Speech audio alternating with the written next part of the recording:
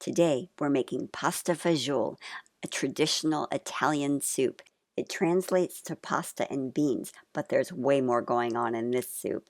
We start with a little olive oil in a Dutch oven and add about 5 cloves of minced garlic. And you just want to sweat it until it's fragrant. And then comes 4 ounces of pancetta.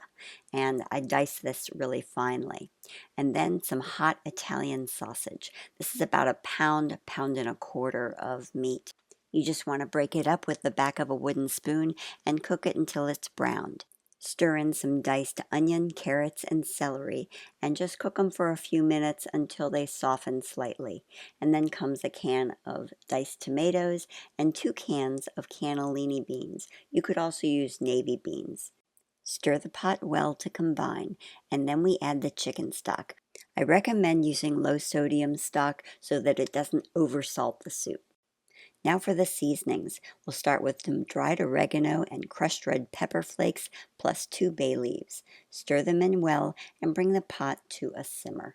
Once the soup starts bubbling, we're going to add a little rind of Parmigiano Reggiano. This is a chef's trick to add more flavor to the soup, and it's not something that you'll eat, you'll fish it out later, but it does add body. Cook the pasta while the soup simmers. I never recommend using dry pasta in a hot soup because it soaks up all of the broth and then you have to add extra. So once the pasta's cooked, you're going to rinse it with cold water and that stops the cooking. Incidentally, I used farfalle for this, but you could use any small pasta. Once the soup is done simmering, remove the Parmesan rind from the pot as well as the bay leaves. Nobody wants to eat those. To finish, add some chopped Italian parsley to the soup and stir it in well. For serving, add some pasta to the bowl and then a few ladles of the soup over top. You'll want to make sure you have enough broth.